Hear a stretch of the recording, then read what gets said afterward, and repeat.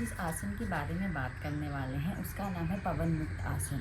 पवन मतलब कि हवा, मुक्त मतलब कि रिलीज मिल जाता है। हमारी बॉडी या फिर स्टमक में जितनी भी ट्रैप्ड वायु है इस सभी से आपको रिलीफ मिलता है। चलिए देखते हैं ये आसन करना कैसे है। कमर के बल मैट में लेट जाएंगे, बॉडी एकदम रिलैक्स रखेंगे। जेंटली अपना राइट लेग 45 डिग्री पे उठाएंगे एंड नी को बेंड करके अपनी चेस्ट के पास लेके आएंगे। सांस को बाहर छोड़ते हुए अपनी नी को नोज से या फिर चिन से टच करेंगे। मेरे पंजे की पोजीशन को केयरफुली चेक करिए, ये बॉडी की तरफ ना होके सीधा है। 10 काउंट्स तक होल्ड करने के बाद लेग को जेंटली रिलीज कर देंगे। सिमिलरली अपने लेफ्ट लेग को 45 डिग्री पे उठाएंगे, नी को बेंड करेंगे एंड जेंटली एक्सेल करते हुए नोज को नी से टच करेंगे। Breathe normally and hold for 10 seconds. Now gently straighten your leg and your neck. अब दोनों लेग्स को एक साथ उठाएंगे 45 डिग्रीज पे, बेंड करेंगे नीज को एंड एक्सेल करते हुए अपनी नोज को नी से टच करेंगे। Breathe normally and hold for 10 seconds. गर्दन में अगर ज़्यादा पेन है तो नेक को ऊंचा नहीं उठाएंगे। अगर आपके नी में पेन रहता है तो नी को ऊपर से नहीं बल्कि घुटने के नीचे की साइड से हमें पकड़ना है। And now you can repeat the same steps. Now gently release your position and straighten your body. अब अपनी बॉडी को लेफ्ट या राइट साइड की तरफ झुकाएंगे and gently come back in a sitting position. अब बात कर लेते हैं इस आसन के ब्रीदिंग पैटर्न के बारे में। सांस को पूरी तरीके से लंग्स में भरना है। एक्सेल करते हुए हम लोग नेक को उठाएंगे। सांस को रोके नहीं रहना है अगर आप इनिशियल फेजेस में कर रहे हैं। 10 सेकेंड्स तक होल्ड करेंगे लेकिन नॉर्मल ब्रीदिंग करते रहेंगे।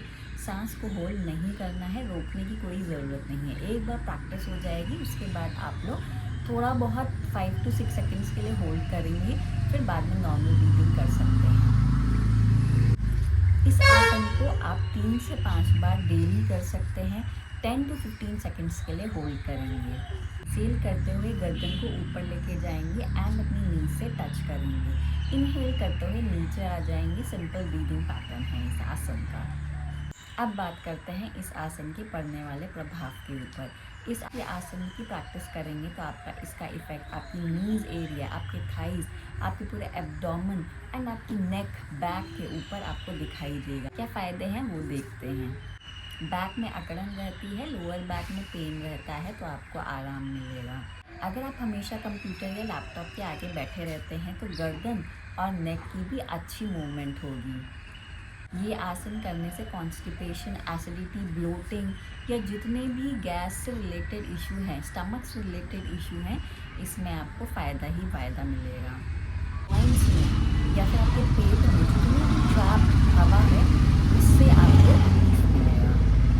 करते हैं कि किन किन बातों का ध्यान आपको इस आसन की प्रैक्टिस के टाइम पे रखना चाहिए। नेक में सर्वाइकल या फिर स्पॉन्डिलाइटिस का पेन है या फिर आपको हाई बीपी का इशू है, चक्कर आते हैं, तब आपको अपने हेड को नहीं उठाना है, सिर्फ और सिर्फ थाइस को अपनी बॉडी के पास लेके जाना है। नेक को उठाने की ज़रूरत नहीं है उस केस में।